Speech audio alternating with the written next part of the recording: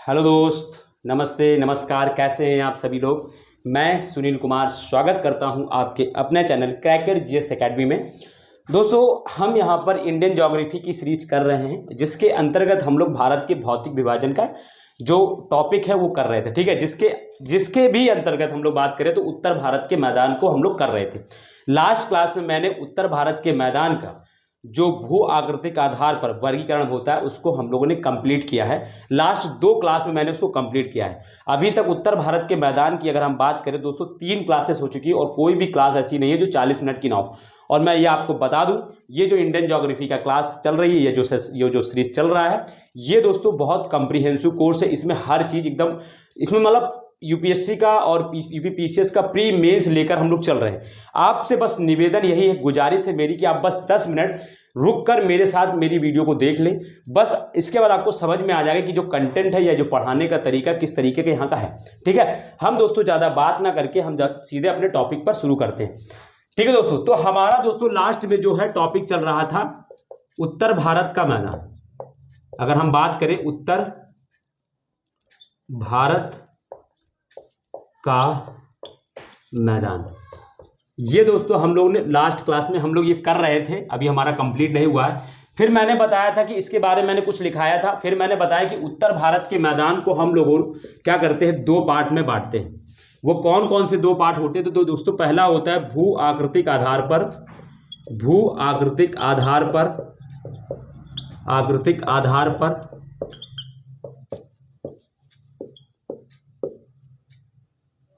भू आकृतिक आधार पर वर्गीकरण। ठीक है, इसका 2 आधारों पर वर्गीकरण किया जाता है। तो पहला भू आकृतिक आधार वर्गीकरण और दूसरा प्रादेशिक आधार पर वर्गीकरण। प्रादेशिक आधार पर वर्गीकरण, प्रादेशिक आधार पर, प्रादेशिक आधार पर वर्गीकरण। ठीक है, ये हम लोग करते हैं। जैसे कि अगर हम बात करें भू आकृतिक आधार पर वर्गीकरण को, तो हम लोग इसको दोस्तों 5 पार्ट में बांटते हैं। पहला कौन सा है दोस्तों, 1 सेकंड, सॉरी दोस्तों। पहला जो है वो है भाबर प्रदेश, भाबर प्रदेश। सेकंड है तराई प्रदेश। थर्ड है बांगर प्रदेश। फोर्थ है खादर प्रदेश और फिफ्थ है डेल्टा। यानी ये 5 संरचना हम लोग देखते हैं किस पे, भू आकृतिक आधार पर, किसमें, उत्तर भारत के मैदान के अंतर्गत। इसी तरीके से इसको भी हम लोग 4 पार्ट में बांट देते हैं। पहला दोस्तों राजस्थान का मैदान होता है, क्योंकि इसका ज़्यादातर विस्तार राजस्थान में, तो इसीलिए इसका नाम राजस्थान का मैदान रख देते हैं। दूसरा दोस्तों होता है पंजाब हरियाणा का मैदान, क्योंकि इसका अधिकतर विस्तार या तो पंजाब या हरियाणा में है, तो इसीलिए इसका पंजाब या हरियाणा का मैदान बोलते हैं, इसको का मैदान। और थर्ड इसको दोस्तों बोलते हैं गंगा का मैदान। ठीक है, गंगा का मैदान। और फिफ्थ मेरे प्यारे बच्चों, फिफ्थ जो होता है वो होता है ब्रह्मपुत्र का मैदान। ठीक है बच्चों, ब्रह्मपुत्र का मैदान। तो ये अगर हम बात करें तो ये पूरी तरीके से देखा जाए तो ये उत्तर भारत के मैदान का वर्गीकरण है। भू आकृतिक आधार पर वर्गीकरण और प्रादेशिक आधार पर वर्गीकरण। भू आकृतिक आधार पर 5 प्रकार में और प्रादेशिक आधार पर 4 प्रकार में। लास्ट क्लास में मैंने इसको बहुत डिटेल से कराया है, 2 क्लास ली है मैंने इसको खत्म करने में। तो आप लोगों से मेरा निवेदन है, जो भी नए हैं वो पीछे की क्लास जरूर देखें, ताकि आप जो पढ़ रहे हैं वो पूरा आपका कवर हो, आप होलिस्टिक चीजें कर पाएं और चीजों को समझ पाएं। आज हम लोग दोस्तों यहां से शुरू करेंगे, और आज हम लोग यहां से शुरू करेंगे, यानी राजस्थान के मैदान से शुरुआत करेंगे। तो अब हमारा जो हेडिंग रहेगी आज की, प्रादेशिक आधार पर वर्गीकरण। ठीक है, तो आप समझ गए, जो भी नए हैं उनको भी समझ में आ गया होगा कि हम लोग क्या पढ़ रहे हैं, किस तरीके से पढ़ रहे हैं, और जो पुराने हैं वो तो दोस्तों जान ही रहे हैं कि हम लोग किस तरीके से चल रही है। ठीक है, बस आपसे थोड़ा सा निवेदन है कि जो भी नए हैं वो थोड़ी देर रुक कर मेरी वीडियो जरूर देखें, ताकि उनको पता चले कि मैं किस तरीके से पढ़ाता हूँ। ठीक है, बाकी चीजें नोट्स आपको यहीं पे सारा कुछ बनता रहेगा, आपको कोई पीडीएफ की कोई जरूरत नहीं पड़ेगी, कुछ पढ़ने का नहीं। बस एक बुक्स मैं रिफरेंस कर मतलब रिकमेंडेड करता हूं कि लोग जरूर पढ़ें, ताकि क्या हो, आपका एनालिटिक पावर बढ़े।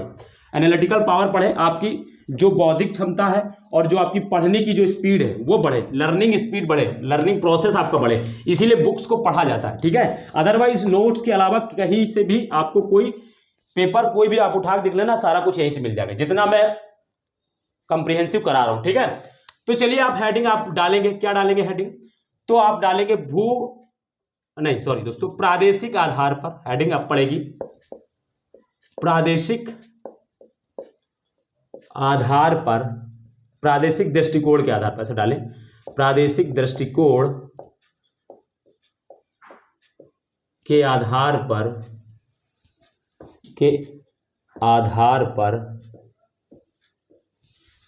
प्रादेशिक दृष्टिकोण के आधार पर उत्तर भारत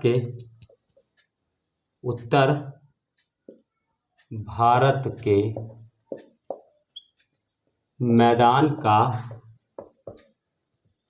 वर्गीकरण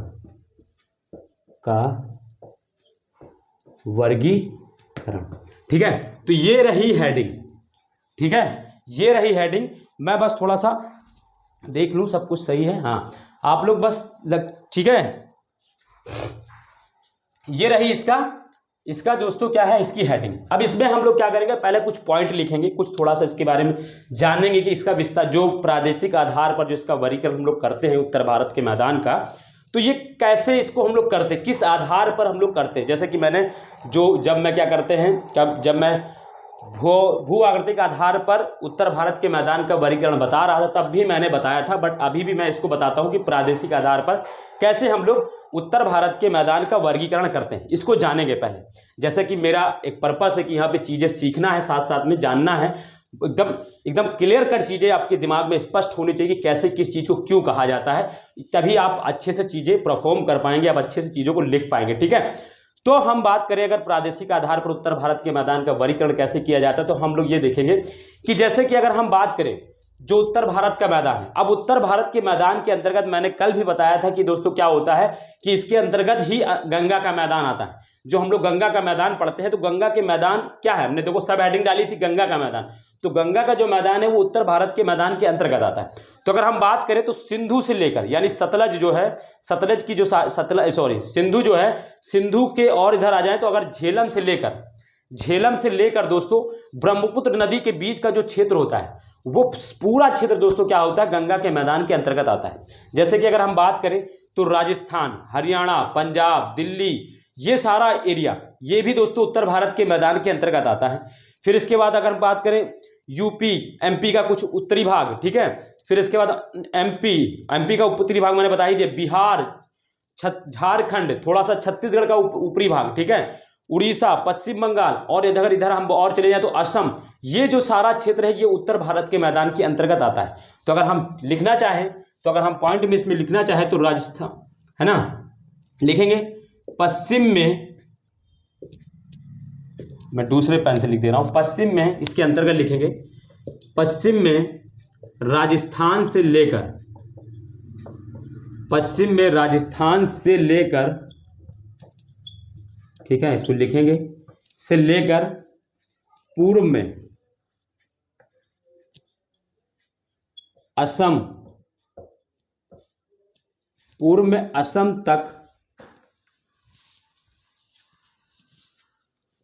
स्थित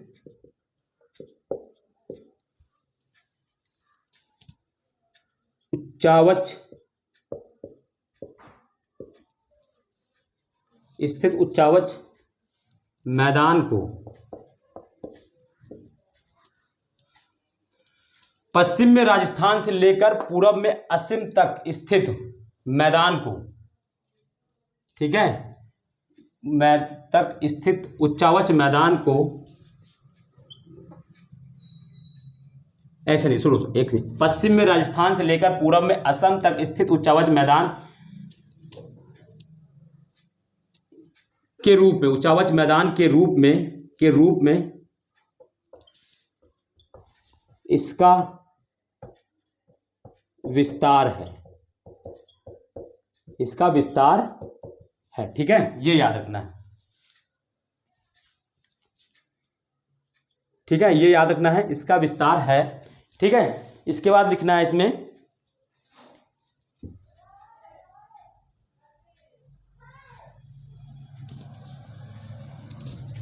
इस प्रदेश में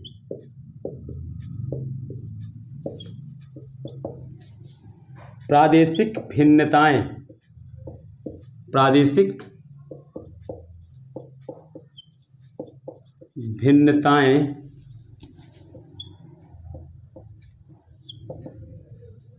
पश्चिम से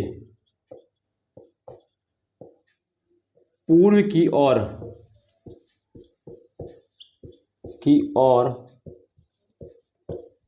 पाई जाती हैं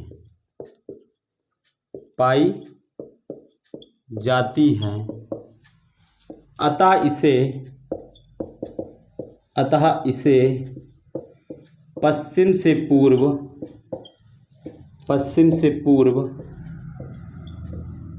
निम्न भागों में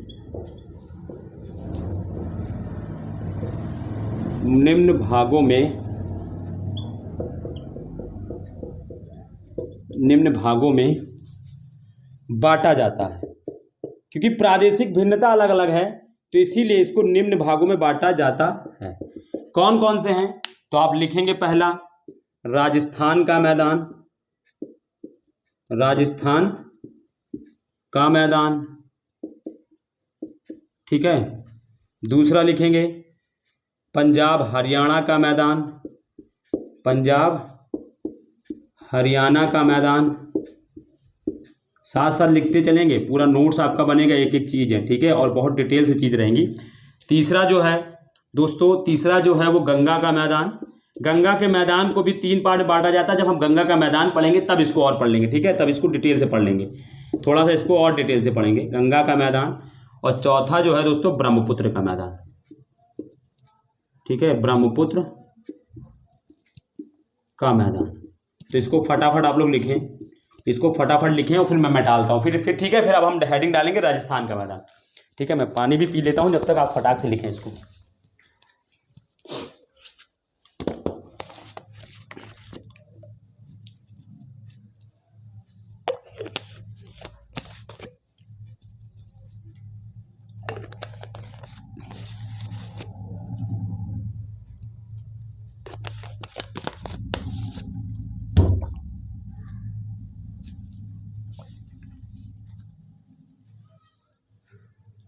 ठीक है, लिख लिया होगा, मैं मिटा लूँ, हाँ सब ठीक है। चलो फटाफट अब हम लोग करते हैं इसको। चलिए अब आप लोग हेडिंग डालेंगे राजस्थान का मैदान, फट से हेडिंग डालेंगे और फटाफट इसमें लिखेंगे पॉइंट कुछ, इसको समझते भी चलेंगे। जो पॉइंट हम लिखाएंगे, जो समझाने वाला होगा, मैं यहाँ पे साथ में उसको समझा भी दूंगा कि क्या कैसे होता है, ठीक है। तो अभी देखो, अभी हम बात करते हैं, अब हम लोग बात करेंगे दोस्तों राजस्थान का मैदान। अब आपका हेडिंग जो रहेगी वो रहेगी राजस्थान का मैदान, यह हेडिंग है, प्लेन ऑफ द राजस्थान, है ना। अब हिंदी में लिखे हैं तो हिंदी में ही ठीक है, इंग्लिश में कोई दिक्कत नहीं। राजस्थान का मैदान, देखो सबसे पहले यह जानना है कि इसका विस्तार कहाँ है, फिर इसका निर्माण कैसे, फिर इसमें कौन कौन सी और विशेषताएं हैं। तो देखो मैं आपको बता दूं, आज तक आपने कई बार राजस्थान का मैदान पढ़ा होगा, मगर क्लियरली आपको समझ में ही नहीं आएगा कि इसका विस्तार कहाँ पर है। तो अगर हम राजस्थान का विस्तार की बात करें तो दोस्तों, जैसे मैं आपको एक मैप बनाता हूं, एक अभी थोड़ा सा मैप बनाता हूं, फिर आपको थोड़ा सा समझ में आ जाएगा। मैं इसको समझाने के लिए एक मैप बनाता हूं छोटा सा, बस आप इसको थोड़ा सा समझेंगे, ज़रूरी है क्योंकि वो आपको समझना बहुत ज़रूरी है उसके बारे में, ठीक है। ये है तो हमारा जो राजस्थान है दोस्तों, अगर हम राजस्थान की बात करें तो इस तरीके से देखेंगे, तो इस तरीके से कुछ राजस्थान हमारा फैला हुआ है, इस तरीके से कुछ राजस्थान इस तरीके से फैला हुआ है, ठीक है, इस तरीके से। और राजस्थान के मध्य से आप इसको समझेंगे पहले, और राजस्थान के मध्य से हम देखते हैं जिस तरीके गुजरात के नॉर्थ से लेकर इस तरीके से, राजस्थान से इस तरीके से लेकर दोस्तों हम देखते हैं दिल्ली तक एक रेंज पाई जाती है जिसको बोलते हैं अरावली रेंज। जिसको क्या बोलते हैं दोस्तों, अरावली रेंज। चाहे तो आप भी बना लीजिएगा या पहले समझ लें, अरावली रेंज। अब ये अरावली रेंज जो है या अरावली श्रेणी जो है, ये क्या करती है जी, राजस्थान को 2 भागों में बांट देती। ये जो भाग है राजस्थान का, इसको पूर्वी राजस्थान बोलते हैं, ठीक है, इसको पूर्वी राजस्थान बोलते हैं। और ये वाला जो भाग है राजस्थान, ठीक है, पूर्वी राजस्थान बोलते हैं।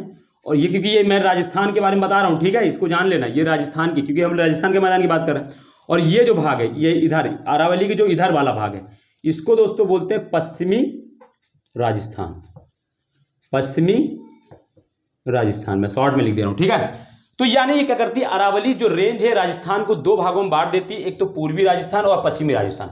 और जो राजस्थान का मैदान है वो वास्तव में कहां पर है, वो पश्चिमी राजस्थान में है। यानी ये जो भाग है, यानी ये जो भाग है, जो मैं ये ब्लैक से बनाऊंगा, ये जो भाग है, इसको दोस्तों क्या बोलते हैं, इसको बोलते हैं राजस्थान का मैदान। अब समझ में आ गया होगा राजस्थान का मैदान क्या है। तो इसका विस्तार मुख्य रूप से राजस्थान के पश्चिमी भाग में अरावली पहाड़ियों से भारत पाकिस्तान सीमा तक है। यानी ये देखो, अब यहां के बाद क्या होता है, इधर पाकिस्तान की सीमा लग जाती है, इधर पाकिस्तान की सीमा लग जाती है, इधर पाकिस्तान की सीमा लग जाती है। तो अगर हम इस पॉइंट को लिखेंगे, देखो समझ लिया पहले आपने, अब इस पॉइंट को हम लोग क्या लिखेंगे, राजस्थान के मैदान का विस्तार मुख्य रूप से पश्चिमी राजस्थान, पश्चिम राजस्थान, देखो इसका विस्तार ऐसे लिखेंगे, इसका विस्तार मुख्य रूप से राजस्थान के पश्चिमी भाग में अरावली पहाड़ियों से भारत पाकिस्तान सीमा तक है, ठीक है। तो यानी यहां से लेकर भारत पाकिस्तान तक सीमा तक है। तो यही पॉइंट आप लिखेंगे, पहला पॉइंट इस क्या है, देखो समझते चलेंगे और पॉइंट को लिखते भी चलेंगे। अब आपको क्लियरली कभी नहीं भूलेंगे आप कि राजस्थान के मैदान का विस्तार कहां है, तो अरावली के पश्चिम में जितना भी भाग है वो राजस्थान के अंतर्गत वो क्या होता है, राजस्थान का मैदान। और राजस्थान के मैदान के अंतर्गत ही थार मरुस्थल आता है, ये भी आपको एक पॉइंट याद रखना है। राजस्थान के मैदान को दो भागों में बांटा जाता है, एक तो बांगर प्रदेश जो थोड़ा सा उपजाऊ है, जहां पे थोड़ी बहुत कृषि होती है, अगर वहां पे सिंचाई की सुविधा उपलब्ध हो तो, और एक भाग होता है जो थार मरुस्थल वाला, वहां पे दोस्तों जो सिंचाई विचाई की सुविधा कराने के बाद बहुत कुछ जगह ज्यादा उपजा भी लेते हैं, तो ज्वार वार जैसी चीजें फसलें उपजा पाते हैं। अदरवाइज वहां पे कोई फसलें नहीं उगती हैं, कटीले पौधे का सिर्फ वहां पे विकास होता है, ठीक है। तो ये चीज आपको याद रखना है। तो क्या लिखना है दोस्तों, इसमें पॉइंट क्या लिखना है, तो लिखना है इसका विस्तार, लिखेंगे इसका विस्तार, पॉइंट को समझ लिया, इसका विस्तार मुख्य रूप से राजस्थान के पश्चिमी भाग में अरावली पश्चिमी भाग में, राजस्थान के पश्चिमी भाग में अरावली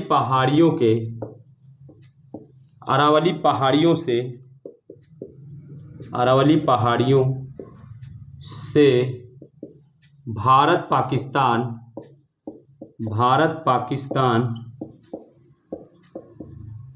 सीमा तक है। अब पॉइंट बहुत क्लियर समझ में आ गया, पहले समझ लिया फिर लिख लिया, अब ये दिमाग से कभी जाएगा नहीं पॉइंट, ठीक है। तो इस पॉइंट को आप हमेशा याद रखेंगे। ये डायग्राम भी आपने शायद बना लिया होगा, ठीक है, कोई दिक्कत नहीं है, हर पॉइंट को मैंने समझा भी दिया है, आपको बता भी दिया है, ठीक है। तो ये चीज़ आपको याद रखना है, नहीं तो आपको, ठीक है, थोड़ी सी दिक्कत उठानी पड़ सकती है अगर कभी, ठीक है। तो ये पॉइंट हो गया पहला।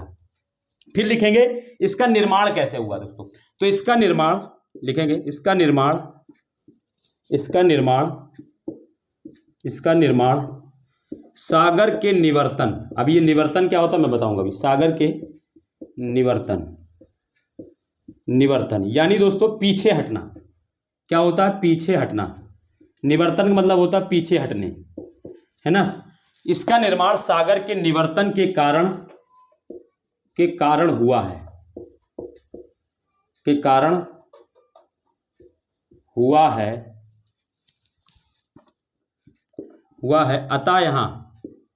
अतः यहाँ खारे पानी की झीलें पाई जाती हैं, ठीक है, खारे पानी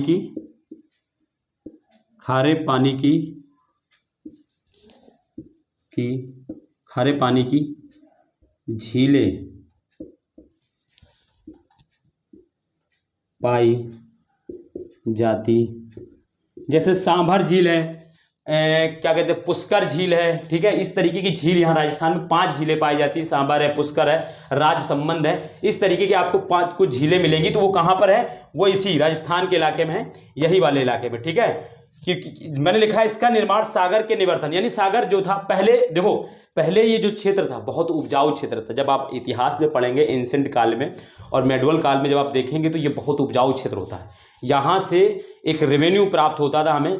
बट फिर क्या हुआ दोस्तों, क्लाइमेटिक चेंज हुआ कुछ, और कुछ क्या हुआ, सागर की जो सागर का जो तल है वो कुछ पीछे की ओर हटा। इस वजह से दोस्तों क्या हुआ, और इस वजह से क्या हुआ कि यहाँ की जो एरिया है वो थोड़ा शुष्क हो गया और गर्म क्षेत्र है थोड़ा।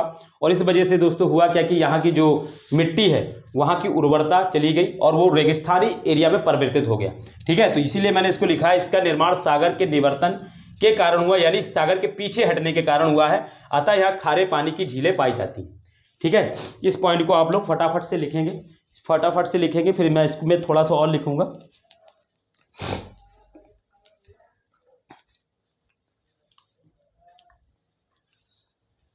ठीक है, तो अब इसमें हम लोग और क्या लिखेंगे, और हम लोग अब इसमें अगला पॉइंट मिटाल रहा हूं मैं फटाक से, आप लोग लिखे, जल्दी जल्दी लिखे, ठीक है।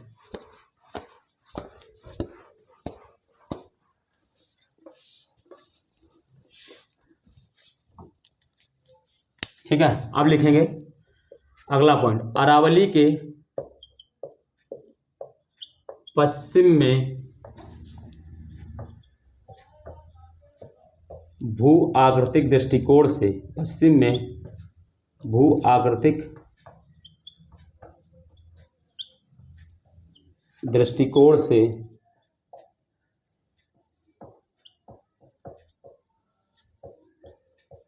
इस मैदान को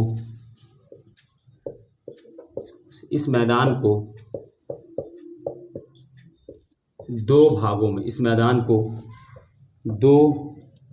भागों में बांटा जाता है। क्या किया जाता है, बांटा जाता है। इनका नाम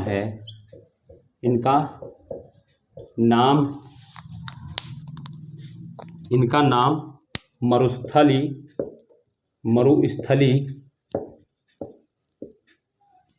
तथा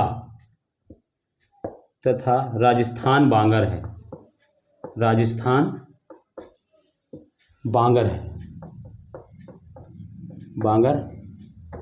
है।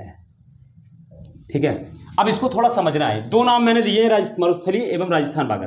देखो मैंने जैसे कि मैप बनाया था, अभी मैं आपको फिर से मैप बना के दिखाता हूँ। ये दोस्तों क्या है, ये ऐसे करके है, मुझे चाहिए दोस्तों ये वाला जो क्षेत्र है इस तरीके से, अगर हम बात करें ये इस तरीके से फैला होता है।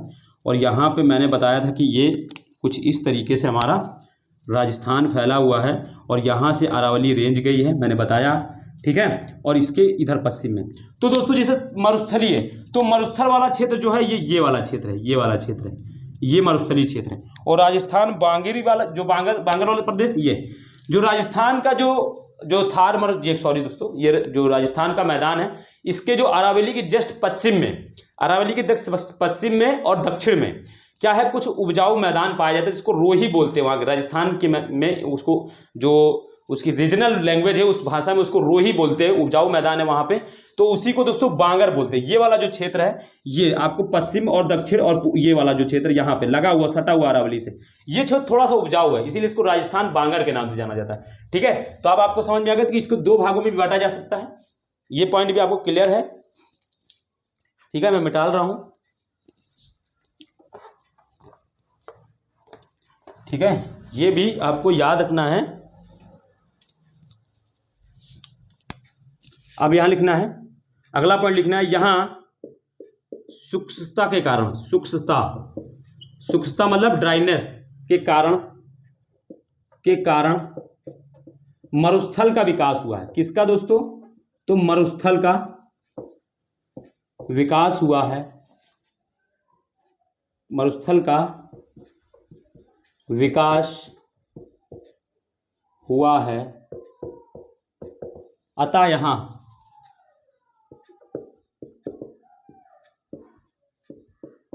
अतः यहाँ बलुका स्तूप, अभी मैं बताऊंगा इसके बारे में बताऊंगा क्या होता है ये बलुका स्तूप, बरखान आदि जैसी भू आकृतिक संरचनाएं पाई जाती, आदि जैसी भू आकृतिक संरचनाएं, भू आकृतिक संरचनाएं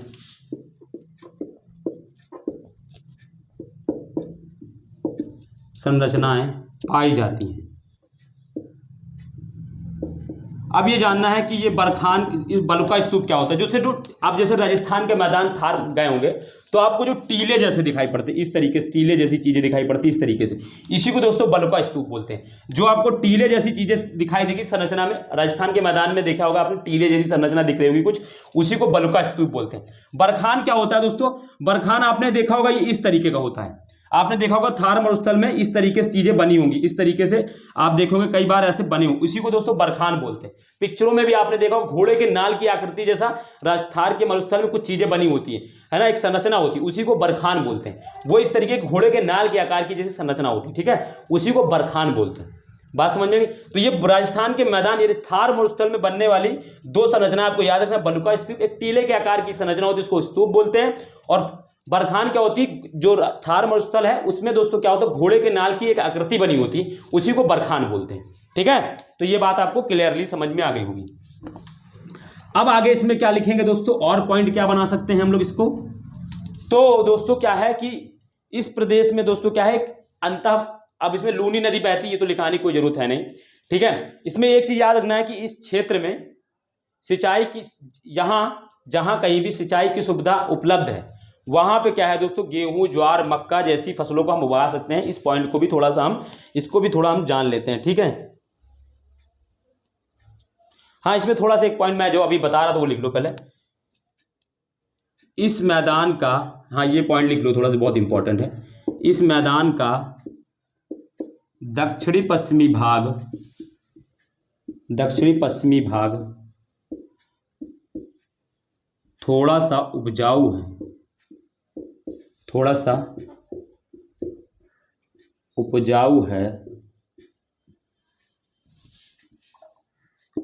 है, जिसे रोही कहा जाता है। ये मैंने बताया भी था, उसको लिख भी लेना है, जिसे रोही कहा जाता है, ठीक है, रोही कहा जाता।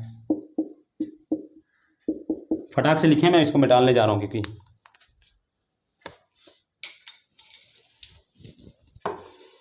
ठीक है, लिख लिया होगा, मैं मिटा रहा हूं।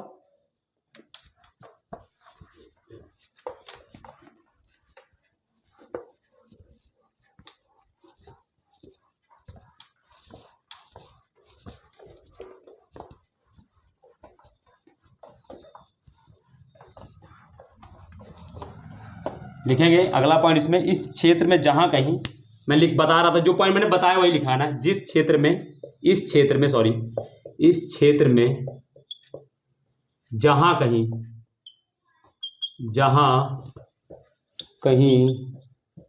सिंचाई की सुविधा, मैंने पॉइंट बताया था ये, तो वही लिखना है। इस क्षेत्र में जहां कहीं सिंचाई की सुविधा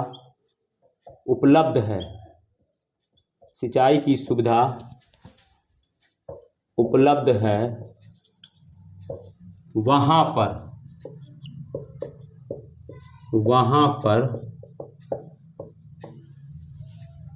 ज्वार, मक्का, गेहूं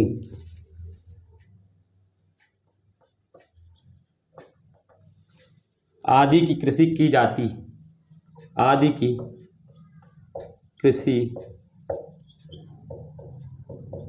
जा सकती है, आदि की कृषि की जाती है।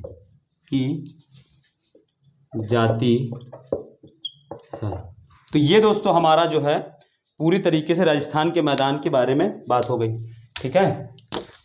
ये दोस्तों क्या है, हमारा पूरी तरीके से राजस्थान के मैदान के बारे में हमारी चर्चा हो गई, ठीक है। अब इसके बाद हम लोग दोस्तों लिखेंगे पंजाब हरियाणा का मैदान। इसके बाद हम लोग क्या लिखेंगे, पंजाब हरियाणा के मैदान के बारे में थोड़ा सा, है ना। ठीक है दोस्तों, तो लिख लिया होगा, मैं मिटा रहा हूँ फटाक से। अब हम लोग हेडिंग डालेंगे दोस्तों, पंजाब हरियाणा का मैदान। इसको भी बहुत अच्छे समझ लेंगे, एक एक पॉइंट को क्लियर करते हुए चलेंगे, जो जो चीज़ें रास्ते में आएंगी उसको पढ़ते चलेंगे। ठीक है, समझना बहुत जरूरी है, क्योंकि समझ नहीं पाएंगे तो आप समझ नहीं पाएंगे, फिर लिख नहीं पाएंगे। तो अब अगला जो जो क्या कहते हैं, अगर बात करें तो पंजाब हरियाणा का मैदान। दूसरा जो आता है पंजाब हरियाणा का मैदान। ठीक है, पंजाब हरियाणा का मैदान। इसमें क्या लिखेंगे, इसको लिखेंगे, इसका विस्तार पहले लिख लेंगे। तो लिखेंगे राजनीतिक दृष्टि से, राजनीतिक दृष्टि से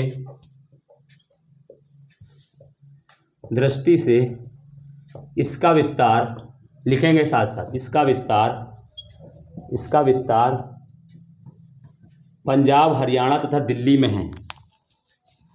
इसका विस्तार पंजाब हरियाणा तथा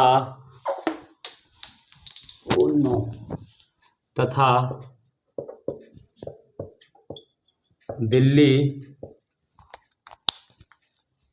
में है। ठीक है, तो इसका विस्तार कहाँ का है, पंजाब हरियाणा दिल्ली में। राजनीतिक दृष्टि से देख रहे हैं, एक टेरिटोरियल एरिया देख रहे हैं कि किस किस स्टेट में ज्यादा विस्तृत है, तो उसकी बात हम लोग कर रहे हैं। ठीक है, फिर यह लिखेंगे, यह एक जलोढ़ मैदान है, यह एक जलोढ़ मैदान है, जलोढ़ मैदान है, जिसका निर्माण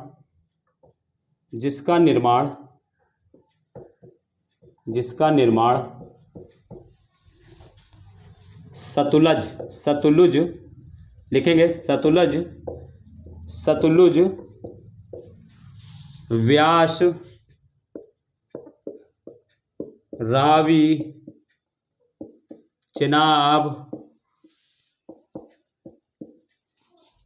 तथा झेलम आदि नदियों द्वारा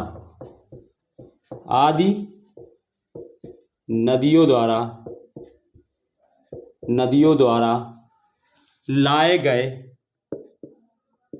गए अवसादों के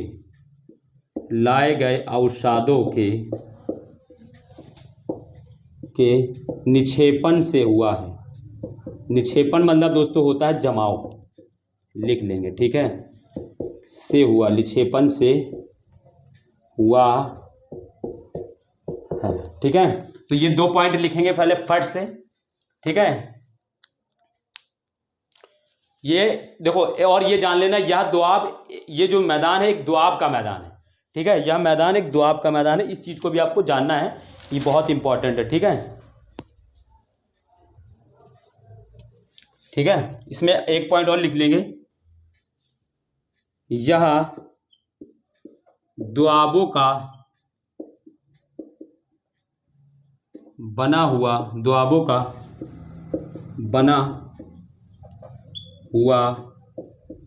मैदान है।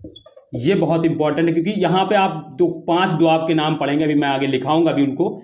ये जो है ना, ये दोआबों के बीच बना हुआ है मैदान है, या दोआबों का बना हुआ मैदान है। ठीक है, यानी ये दोआब से बना हुआ, जैसे अगर आप पढ़ेंगे तो जैसे कि हम बात व्यास और क्या कहते हैं इसके सतलज एवं व्यास के बीच में, जैसे अगर हम देखेंगे तो हमको मिलेगा दोस्तों बिस्त जालंधर दोआब। ठीक है, इसी तरीके से हम व्यास और जो रावी नदी है उसके बीच में देखेंगे तो रचना दोआब। ठीक है, इस तरीके से देखेंगे हम तो दोआब मिलते हैं हमको, बारी दोआब, रचना दोआब, चाज दोआब, इस तरीके के दोआब हैं। तो इन दोआबों के बीच में, और दोआब क्या होता है दोस्तों, 2 नदियों के बीच का जो क्षेत्र होता है उसको दोआब बोलते हैं। ठीक है, 2 नदियों के बीच का जो क्षेत्र होता है उसको दोआब बोलते हैं। इसको भी आप लिख लीजिए। ठीक है, इसको भी आप लिख लीजिए। ठीक है, आप अगर लिखना चाहें तो इसमें ऐसे करके दोआब क्या होता है, तो 2 नदियों के बीच का क्षेत्र, नदियों के बीच का क्षेत्र दोआब कहलाता है। 2 नदियों के बीच का क्षेत्र दोआब कहलाता है।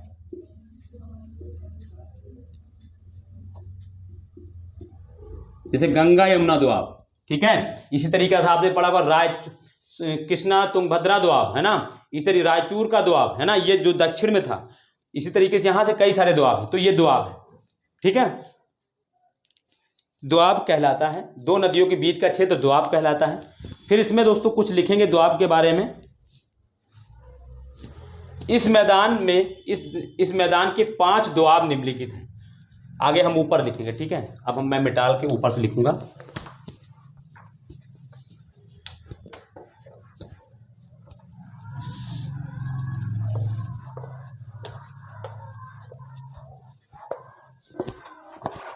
अगला पॉइंट डालने, पूरा सा पॉइंट डालेंगे, उसमें लिखेंगे इस मैदान के 5 दोआब निम्नलिखित हैं। अगला पॉइंट है इस मैदान के 5 दोआब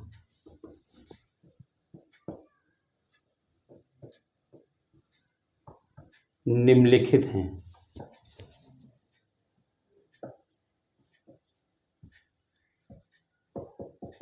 कौन कौन से हैं? पहला आप डालेंगे सतलुज एवं व्यास के बीच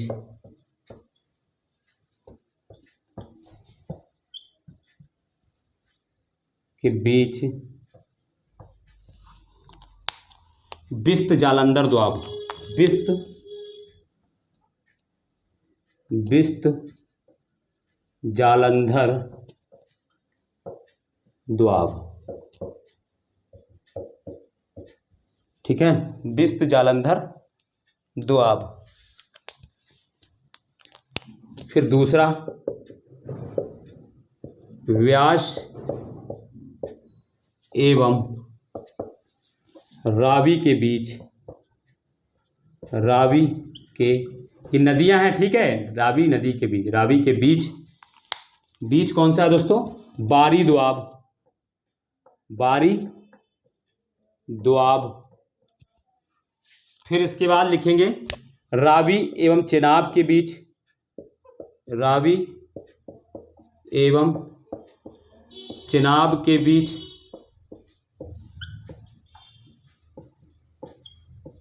रचना दोआब। कौन सा दोआब? रचना दोआब। फिर इसके बाद लिखेंगे चौथा चिनाब एवं झेलम के बीच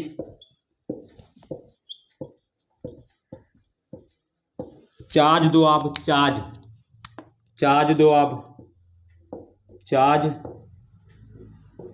दोआब, ठीक है। फिर इसी तरीके से पांचवा है झेलम एवं सिंधु के बीच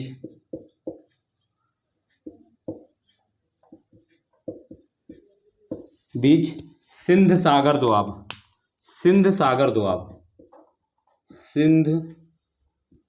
सागर दोआब।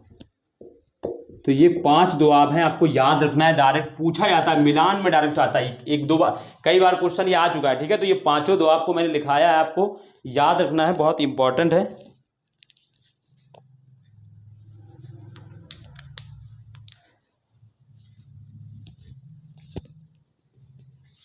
ठीक है। इसमें लिख लिया। अब इसमें अगला पॉइंट लिखेंगे यमुना नदी, लिखेंगे यमुना नदी, अगला पॉइंट है, ठीक है। यमुना नदी इस मैदान की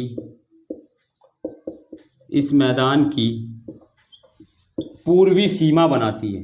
ये बहुत इंपॉर्टेंट है, क्योंकि हमें पता भी तो होना चाहिए कि कौन पूर्व में कहाँ तक विस्तृत है। तो यमुना नदी इस मैदान की पूर्वी सीमा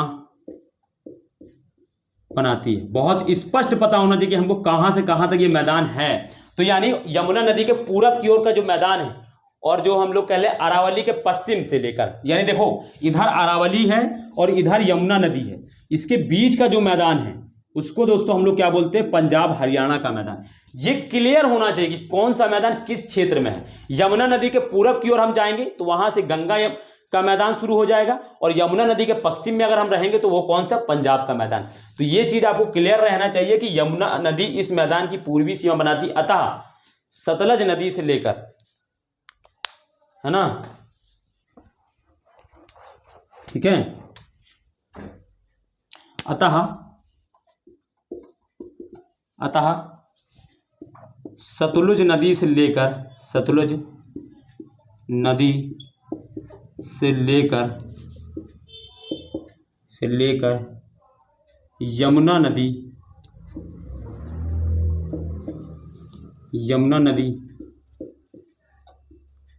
के बीच का, यमुना नदी के बीच का भाग भी, यमुना नदी के बीच का भाग भी इसी मैदान का हिस्सा है, इसी मैदान का हिस्सा है ना, यानी ये भी जो है मैदान का हिस्सा है इसमें, ठीक है। और यह जो है, यह क्षेत्र मतलब उपजाऊ क्षेत्र, देश के उपजाऊ क्षेत्रों में से एक है। एक पॉइंट ये लिख ले, यह क्षेत्र, एक पॉइंट लिखेंगे, यह, ये पॉइंट लिख लिया पहले, ये पॉइंट पूरा लिखा, ये पॉइंट पहले पूरा लिखेंगे, ठीक है। फिर इसके बाद में हम लिखेंगे यह क्षेत्र देश के उपजाऊ क्षेत्रों में से एक है।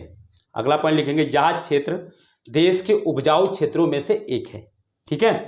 ठीक, तो ये इतने पॉइंट क्या है, हमको पंजाब हिमालय के पंजाब और दोस्तों हरियाणा मैदान के बारे में आपको पता होना चाहिए। लास्ट वाला जो पॉइंट में लिखा है, यह क्षेत्र देश के उपजाऊ क्षेत्रों में से एक है, ठीक है। तो ये हो गई दोस्तों, हमने आज दो मैदानों के बारे में बात की है, एक तो राजस्थान का मैदान, दूसरा पंजाब हरियाणा का मैदान। कल हम लोग दोस्तों शुरू करेंगे गंगा का मैदान, और गंगा का मैदान के लिए कल बहुत टाइम लेना पड़ेगा, एक क्लास पूरी, क्योंकि बहुत डिटेल से करना पड़ेगा उसको, बहुत चीज़ें, आपको बहुत मज़ा आ गया कल क्लास में भी, और आज जैसे मज़ा आया चीज़ों को समझ समझ के कर रहे हैं, वैसे ही गंगा के मैदान को मैं एक आपको गारंटी देकर बता सकता हूँ, जिस तरीके से मैं पढ़ाऊँगा आपको गंगा का मैदान, या जो मैं पढ़ाते आ रहा हूँ, आपको इस तरीके से मिलेगा नहीं कहीं जल्दी, ठीक है। कोई पढ़ाता नहीं है, ठीक है। तो आपको बस पेशेंस बना के रखना है, मेरे साथ बने रहना है, थोड़ा टाइम लगेगा मेरा सिलेबस खत्म होने में, बट एक बार जब पढ़ लेंगे तो आपको कहीं पे भी नहीं जाना पड़ेगा, आराम से आप रिवीजन करिएगा बैठ कर, ठीक है। तो दोस्तों उम्मीद है कि आपको आज का सेशन अच्छा लगा होगा, और अगर आपको सेशन अच्छा लगा हो तो वीडियो को लाइक करें, कमेंट करें, और हाँ, जिन्होंने अभी तक चैनल को सब्सक्राइब नहीं किया है वो चैनल को सब्सक्राइब भी कर लें, ठीक है। और अपने दोस्तों को, यारों को, जो भी हैं जानने वाले, अपने ग्रुप जितने भी बना रखे हैं उनमें शेयर भी कर दें, ताकि लोग और भी लोग जुड़ें और लोगों को पता चले किस तरीके से मैं यहाँ पर पढ़ाता हूँ, ठीक है। बस मेरा आपसे यही निवेदन है, और आपसे मेरा दोस्तों ये आग्रह है कि आप थोड़ा सा मुझे सपोर्ट करें, ठीक है। बाकी आप बेफिक्र होकर पढ़ते रहेंगे, यहाँ पर कोई ऐसा नहीं है, आप मेरा ये जैसे जो टॉपिक में पढ़ा देता हूँ उसके बाद आप क्वेश्चन सॉल्व करिए, आपके सारे क्वेश्चनों के मैं गारंटी दे रहा हूँ, ठीक है। बस आप थोड़ा सा पढ़ने की एक हैबिट डालें, बुक्स को पढ़ें, एक बुक्स जो मैंने रिकमेंडेड की है उसको पढ़ें, ठीक है। एक कोई ज्योग्राफी की बुक्स खरीद लें, जैसे महेश बड़माल है कि बुक्स आप खरीद लें, आराम से पढ़ते रहें उसको, माजिद हुसैन की भी आती है उसको भी पढ़ते रहें, मन करे जो भी बुक्स हो, जो टॉपिक मैं पढ़ा रहा हूँ उसी से रिलेटेड कोई और पढ़ ले वहाँ पर, बस, और कुछ नहीं। नोट्स मगर जितना मैं बना रहा हूँ उससे ज़्यादा आपको कहीं पर नहीं बनाना, और जो बुक्स आप पढ़ेंगे भी उसमें भी जो मैं पढ़ा रहा हूँ वो आपको एक जगह पर नहीं मिलेगा, ये भी गारंटी, ठीक है। तो ये सारी चीज़ें आपको ध्यान में रखना है। तो चलिए दोस्तों, तो फिर अब हम लोग कल मिलेंगे, तब तक के लिए अपना ध्यान रखिए, और दोस्तों बाय, जय हिंद।